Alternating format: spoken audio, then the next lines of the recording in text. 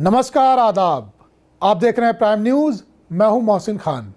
दोस्तों, यूपी में पंचायत चुनाव का शंखनाद हो चुका है। कई नई पार्टियां, कई नए दल यूपी के लिहाज से यहां पर अपनी किस्मत आजमा रहे हैं। इसी कड़ी में आम आदमी पार्टी ने भी उत्तर प्रदेश के अंदर तमाम सीटों पर अपने प्रत्याशियों की घोषणा कर दी है। और हमारे साथ बातचीत करने के लिए मौजूद हैं आम आदमी पार्टी के यूपी प्रभारी, राज्यसभा सांसद संजय सिंह। संजय जी, बहुत स्वागत है आपका प्राइम न्यूज़ पर। जी नमस्कार, और आपके दर्शकों को भी नमस्कार। संजय जी, सवाल तमाम हैं क्योंकि एक तो दिल्ली में आपकी सरकार है, दूसरा यूपी की जिम्मेदारी आपके कंधों पर है। और जिस तरीके से यूपी के अंदर आप तैयारी करते हुए नज़र आ रहे हैं, ख़ास तौर से जब पंचायत चुनावों का शंखनाद हो चुका है और आपने लगभग 800 कैंडिडेटों की लिस्ट ऑलरेडी जारी कर दी है, क्या सोचकर आप ये यूपी में तैयारी कर रहे हैं पंचायत चुनाव से? अगर हम शुरुआत करें तो देखिए, इसके दो तीन मायने हैं। पहली बात तो यह कि पिछले एक साल से आम आदमी पार्टी ने उत्तर प्रदेश में अपनी सक्रियता बढ़ाई है। पहले भी हमारा संगठन था, लेकिन मैं ये मानता हूं कि उतना सक्रिय नहीं था और उतना हम लोग ज़मीन पर हमारी मजबूती नहीं थी। लेकिन पिछले एक वर्षों में संगठन का काम बहुत तेज़ी के साथ बढ़ा है। उत्तर प्रदेश के अंदर तमाम हमारी रैलियां और सभाएं हुई हैं। जितने भी मुद्दे हैं, वो चाहे हाथरस का कांड हो, वो चाहे कानपुर का बिकरू कांड हो, वो चाहे नीपेंद्र मिश्रा की हत्या का मामला हो, जो लखीमपुर के 3 बार के लोकप्रिय विधायक थे, वो चाहे छोटे बड़े शिक्षा से जुड़ा हुआ मामला हो, कोरोना से जुड़ा हुआ मामला हो, व्यापारी इंद्रकांत त्रिपाठी की हत्या का मामला हो, जितने भी मुद्दे आए उस पर अगर सबसे मजबूत और प्रखर आवाज़ किसी पार्टी की रही तो आम आदमी पार्टी की रही। हमारे कार्यकर्ताओं को लाठियां पड़ी, उनको जेल भेजा गया, उन पे मुकदमे लिखे गए, 14 मुकदमे मेरे ऊपर लिखे गए, मेरी पार्टी का दफ्तर बंद करा दिया गया। यानी उत्पीड़न की जितनी भी सीमाएं पार कर सकती थी योगी सरकार, उसने सब कुछ हथकंडा अपनाया। लेकिन बावजूद इसके हम लोगों ने अपना काम करना नहीं छोड़ा, अपना संगठन का काम नहीं छोड़ा, और बल्कि इससे और तेज़ी और मजबूती आम आदमी पार्टी को मिली। तो हमने ये सोचा कि पहला चुनाव आम आदमी पार्टी के लिए जिला पंचायत का चुनाव है 2022 के पहले। और इस 2022 के पहले के इस चुनाव में हम लोग ग्रामीण क्षेत्रों में अपनी पार्टी की विचारधारा का विस्तार कर सकते हैं, संगठन का निर्माण कर सकते हैं, और जिला पंचायत में जो कैंडिडेट हम उतारेंगे उनमें से बहुत सारे कैंडिडेट्स हमारे जीत सकते हैं। यानी आपने ये जो बात कही और बहुत विस्तृत जानकारी आपने दी कि भाई आपने मुद्दे उठाए, सरकार के खिलाफ मुद्दे उठाए, मुकदमे आपके ऊपर लगे, तो ये तो सरकार का भी इसमें अपना पक्ष है कि अगर आप कानून तोड़ेंगे तो मुकदमे आपके ऊपर लगेंगे, कानून का पालन नहीं करेंगे तो मुकदमे लगेंगे। पंचायत चुनाव में जाने की आपने अपनी वजह बताई कि भी संगठन का विस्तार हो, ग्रामीण क्षेत्रों तक आपकी पहुंच हो जाए, वहां जाकर आप केजरीवाल जी की जो दिल्ली में पॉलिसीज़ रही हैं उनके बारे में आप बता सकें। तो क्या दबी जुबान में आप पहले से ही पंचायत चुनाव में हार स्वीकार कर रहे हैं? क्या पंचायत चुनाव में जीतने नहीं जा रहे, आप सिर्फ संगठन बढ़ाने जा रहे हैं? एकदम नहीं। मैंने आपको कहा, संगठन निर्माण, दिल्ली सरकार के मॉडल का मैसेज, और उत्तर प्रदेश में हम आने वाले 2022 के चुनाव में क्या करेंगे, इस पे चर्चा और चुनाव जीतना, तीनों हमारी प्राथमिकताओं में है। ऐसा नहीं कि हम सिर्फ चुनाव हारने के लिए चुनाव लड़ रहे हैं, हमारी प्राथमिकता चुनाव जीतने की है। यह बात अलग है कि उत्तर प्रदेश सरकार जिस तरीके से चुनाव करा रही है वो मजाक है। आज जब मैं आपसे बात कर रहा हूं, आप बताइए, 5 आदमी से ज्यादा उत्तर प्रदेश के चुनाव में कहीं इकट्ठा नहीं हो सकते, यह आदेश कर दिया आपने।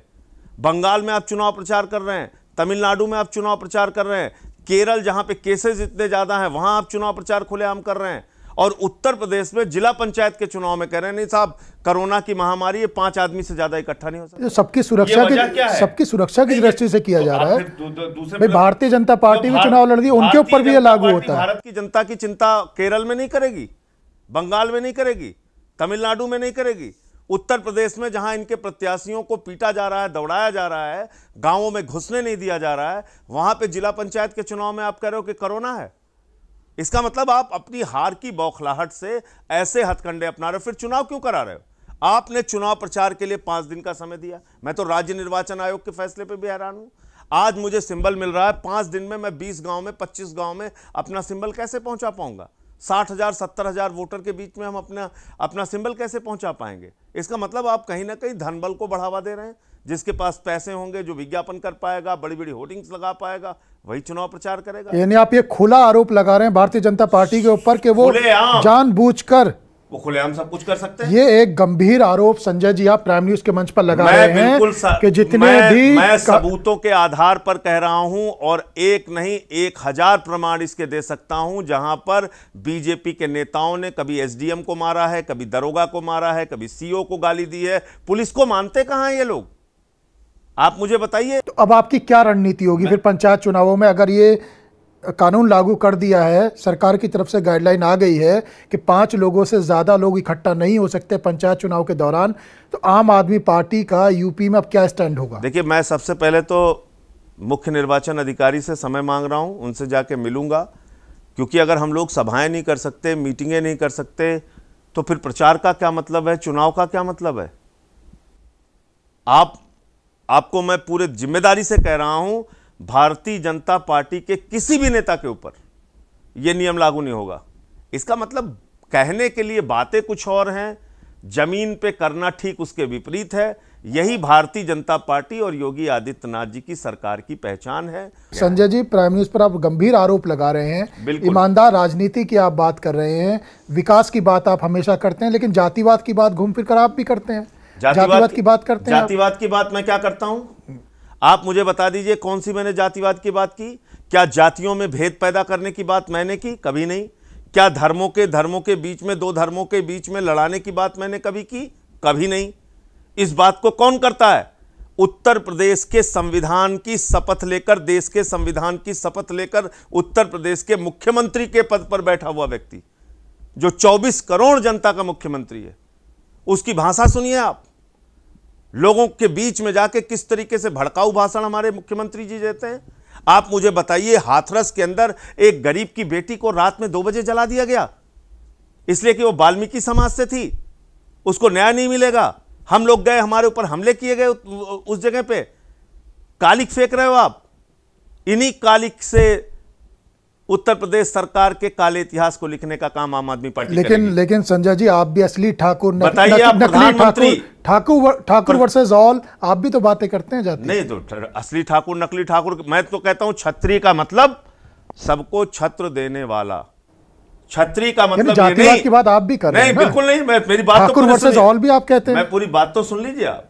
मैं कह रहा हूं कि क्षत्रिय का मतलब, क्षत्रिय धर्म ये नहीं कहता है कि आप सिर्फ अपने लिए करिए, ये कहीं नहीं लिखा हुआ।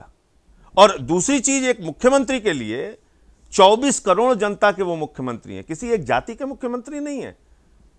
वो हिंदू के भी हैं, मुसलमान के भी हैं, सिख के भी हैं, ईसाई के भी हैं, दलित के भी हैं, पिछड़ा के भी हैं, सवर्ण के हैं, ठाकुर के भी हैं, ब्राह्मण के भी हैं। मैं यही तो कहता हूं कि सिर्फ अपनी जाति और अपने धर्म का भला मत सोचिए, सबके लिए कीजिए। ये कहना कौन सा गुनाह है और कौन सा अपराध है? व्यापारी इंद्रकांत त्रिपाठी की हत्या हुई, रंगदारी मांगता है एसपी, और खुलेआम उस को कहता है कि अगर पैसे नहीं दिए तो तुम्हारी हत्या करा दूंगा। और वो आदमी वीडियो बना के मुख्यमंत्री से हाथ जोड़कर अपील कर रहा है, मेरी जिंदगी बता दीजिए। एसपी से खतरा है मुझे, एसपी से, किसी चोर डकैत माफिया से नहीं। और 1 हफ्ते बाद उस व्यापारी की हत्या हो जाती है। आपने उस पर एसआईटी बनाया, आपने एसपी के ऊपर 302 का मुकदमा किया। आपने कभी सुना है हिंदुस्तान के इतिहास में दरोगा फरार, एसपी फरार, पुलिस फरार? ये उत्तर प्रदेश में हो रहा है। हमने अभी तक सुना था डाकू फरार, माफिया फरार, चोर फरार, डकैत फरार, जेब कतरा फरार। उत्तर प्रदेश में एसपी फरार, दरोगा फरार, सिपाही फरार, ये हो रहा है। पाटीदार एसपी को अभी तक उत्तर प्रदेश की योगी आदित्यनाथ सरकार गिरफ्तार नहीं कर पाई। आप इसको क्या समझेंगे? लेकिन पत्रकार विक्रम जोशी की हत्या हो जाती लेकिन है। शिकायत के बाद कार्रवाई हुई, तभी उसे भागना पड़ा ना। अरे शिकायत हुई, कार्रवाई तो हुई। आप एक चीज मुझे बताइए, क्या ये आपको संभव लगता है एक आईपीएस एक सरकार से भाग सकता है? हाई कोर्ट तक से उस व्यक्ति को राहत नहीं मिली, पाटीदार को, उसके बावजूद आज तक उसकी गिरफ्तारी नहीं हुई। आपने कोरोना के टाइम में, लेकिन ये तो आप मानेंगे ना, फिर मैं दोबारा अपनी बात पर आ रहा हूं कि जैसे ही योगी जी के संज्ञान में ये बात आई, उन्होंने तुरंत एक्शन तो लिया। क्या एक्शन लिया? एफआईआर हुई, भागना पड़ा, एसआईटी बनाना इस सरकार के लिए सिर्फ सुरक्षा कवच बन गया है। आपने दिखावे के लिए, मैंने सारे पेपर सामने रखे, 800 रुपए का ऑक्सीमीटर 5000 में खरीदा गया आदित्यनाथ जी की सरकार में। 1600 का थर्मोमीटर 13,000 रुपए के में खरीदा गया आदित्यनाथ जी की सरकार में। इतना बड़ा महाघोटाला कोरोना काल में हुआ, शमशान में दलाली खाई गई। और जब मैंने वो भ्रष्टाचार खोला और मैंने कहा कि भाई इस पर कार्रवाई होनी चाहिए, योगी जी ने एसआईटी बना दी। और उस एसआईटी में बड़ी मजेदार बात यह कि कोई इंस्पेक्टर नहीं, कोई सीओ नहीं, कोई एसपी नहीं, कोई पुलिस का जांच अधिकारी नहीं। मैंने पहले दिन ही सवाल उठाया, मैंने कहा भाई एक एसआईटी के अंदर अगर कोई पुलिस का ऑफिसर नहीं होगा, कोई इन्वेस्टिगेटिंग ऑफिसर नहीं होगा, एसआईटी उन्होंने बनाई और क्या कहा, 10 दिन के अंदर कोरोना के घोटाले का खुलासा हो जाएगा। 2-3 डीएम के भी ट्रांसफर कर दिए उन्होंने, हमारे जिले के खुद के सुल्तानपुर जिले की डीएम ट्रांसफर हुई उसमें। तो उसके बाद क्या किया, वो 10 दिन अभी तक नहीं आया। वो एसआईटी की रिपोर्ट में क्या हुआ आज तक मालूम नहीं। संजय जी, किसी चीज का आरोप आपके ऊपर लग गया, मैं आपको तो पहले खुले शब्दों में ना। कहना चाहता हूं, लोगों के पीछे का नाम और टाइटल देखकर न्याय हो रहा है उत्तर प्रदेश में। तो आप मानेंगे कि अगर किसी के ऊपर आरोप लगता है, अगर आपके ऊपर कोई आरोप लगे तो पहले जांच होगी, बिल्कुल, उसके बाद नतीजा निकलेगा। बिल्कुल। और क्या हो रहा है आदित्यनाथ जी की सरकार में, क्या हो रहा है, टाइटल आपका देख लिया, पीछे खान लगा है, कार्रवाई 10 दिन में, पीछे तिवारी लगा है, कार्रवाई 10 दिन में। नहीं, हमारे नाम के पीछे पीछे भी लगा है। हमारे नाम के पीछे भी खान लगा है, लेकिन आज तक हमारे साथ तो कुछ गलत नहीं। अरे आप जैसे आपके भाइयों से जाके पूछे, वो बताएंगे आपको। आपके बहुत सारे भाइयों से जाके पूछे, वो बताएंगे। अगर मैं आपकी बात की सही भी मान लूं तो फिर उनकी जाति और आपकी जाति में फर्क क्या रह गया? भाई, जो मुस्लिमवाद फैलाए वो अपने धर्म का भला नहीं कर रहा है, जो यादववाद फैलाए वो अपनी जाति का भला नहीं कर रहा है, जो जाटोवाद फैलाए वो अपनी जाति का भला नहीं कर रहा है, जो ठाकुरवाद फैलाए वो अपनी जाति का भला नहीं कर रहा है। चर्चा को थोड़ा आगे बढ़ाते हैं, क्योंकि जातिवाद की बात हो रही है, आप भी जातिवाद की बात कर रहे हैं, आप गंभीर आरोप भी लगा रहे हैं, तो ये पक्ष और विपक्ष का आरोप प्रत्यारोप चलता ही रहेगा। लेकिन बात हम 2022 के चुनाव की करते हैं, क्योंकि आपने साफ कहा कि पंचायत चुनाव के बाद आपका लक्ष्य 2022 का है और 2022 में आप विधानसभा चुनाव लड़ने जा रहे हैं। ये पक्का है, फाइनल है? सारी सीटों पर प्रत्याशी उतारेंगे? बिल्कुल। आपके प्रत्याशी होंगे? किसी के साथ गठबंधन नहीं करने जा रहे? देखिए, अभी इस पे कुछ तुरंत कहना बहुत जल्दबाजी है, लेकिन आज की तारीख में अगर आप मुझसे पूछेंगे तो हम अपने संगठन निर्माण और चुनाव की तैयारी में लगे हुए हैं। जिला पंचायत उसका पहला पड़ाव है, जिससे हमारी नींव तैयार होगी 22 की, और 22 के चुनाव में हम लोग लड़ेंगे।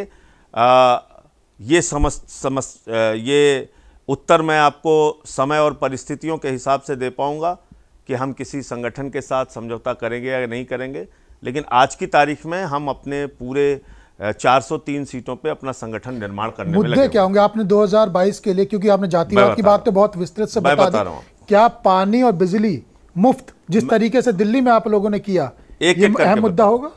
एक एक करके बता रहा हूं। उत्तर प्रदेश में 200 यूनिट फ्री बिजली, ये हमारा प्रमुख मुद्दा होगा। हर व्यक्ति को, हर परिवार को 200 यूनिट बिजली फ्री मिलनी चाहिए। जैसे 73% आबादी का बिल दिल्ली में 0 आता है, ऐसे उत्तर प्रदेश में बिजली का बिल 0 होगा। और जितने पुराने बकाया हैं, आम आदमी पार्टी की सरकार अगर उत्तर प्रदेश में बनती है तो हम उस सारे बकाया बिजली के माफ़ करेंगे, नंबर 1। दूसरा, गन्ना किसानों का 18,000 करोड़ रुपए का बकाया 1 हफ्ते के अंदर उनके खाते में पहुंचाने का काम, और गन्ना जब आगे से वो बेचेंगे तो उनके खाते में पैसा गन्ना छोड़कर मिल पर जब वो घर पहुंचेंगे उसके पहले पहुंच जाएगा। ये हमारा संकल्प है। उत्तर प्रदेश के अंदर बेरोजगारी एक बहुत बड़ी समस्या है, एक बहुत बड़ा अभिशाप बन गया है बेरोजगारी। आज उत्तर प्रदेश का नौजवान नौकरी मांगने के लिए निकलता है तो उसको लाठियों से पीटा जाता है, उसमें मुकदमे लिखे जाते हैं। शिक्षा मित्र महिलाओं को, सुहागिन महिलाओं को अपने सिर मुड़वाने पड़े। ग्राम विकास अधिकारी की पोस्टिंग जब वहां पर कैंसिल हुई तो 3 बच्चों ने अपनी जान दे दी। यह उत्तर प्रदेश के बेरोजगारी का आलम है।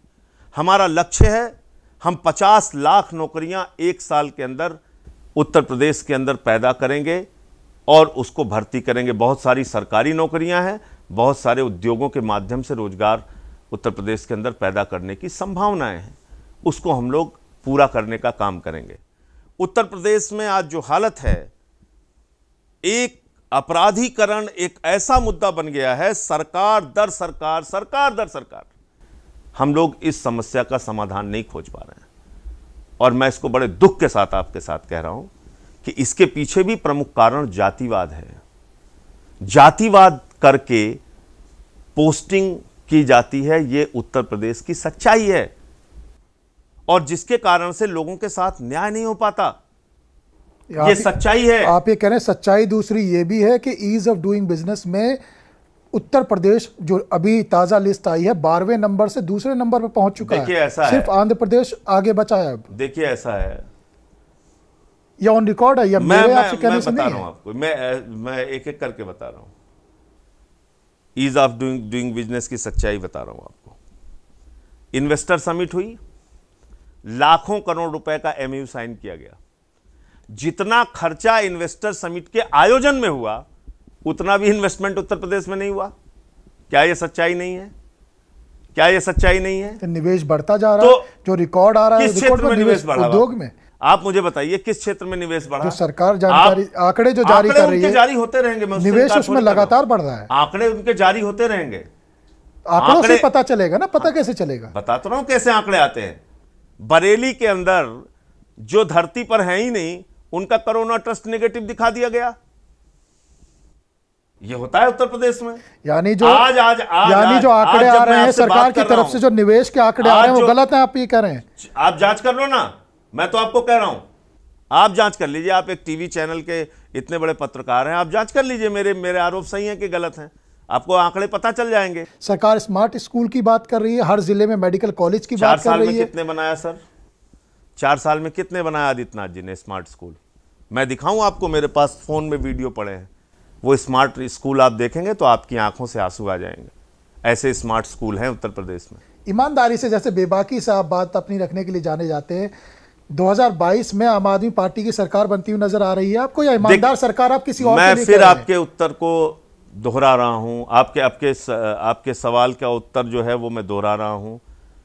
आपको बिल्कुल आश्चर्य नहीं करना चाहिए कि आम आदमी पार्टी की सरकार बन सकती है, क्योंकि जब हम दिल्ली में आए थे, हम इसी तरीके से गली गली में वोट मांगने जाते थे और लोग हमारे ऊपर हंसते थे और कहते थे कि इनको राजनीति में कहीं इनका अता पता नहीं चलेगा, नौसिखिए हैं, इनकी जमानतें जब्त होंगी। जनता ने जिताया।